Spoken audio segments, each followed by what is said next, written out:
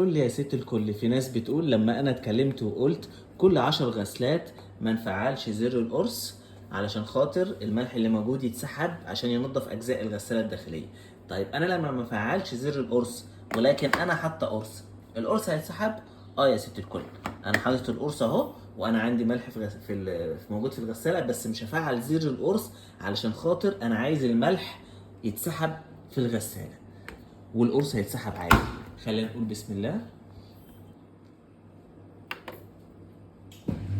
انا كده ايه تمام، انا مجهز كل حاجه، بس دي التشغيل انا شغال وما فعلتش زر القرص عادي. تمام، كل حاجه شغاله. هشوف الدرج هيتفتح والقرص هيتسحب ولا لا، مع ان انا ما فعلتش زر القرص. بعد ما تخلص انا هوريكم. يا جماعه هنعمل ستوب عشان نشوف القرص، الدرج المسحوق فتح على القرص ولا لا.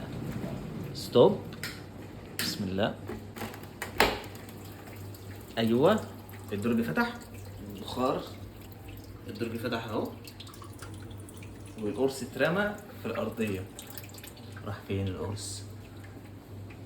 اترمى في الارضيه. المهم انا مش شايفه يعني في وسط الميه.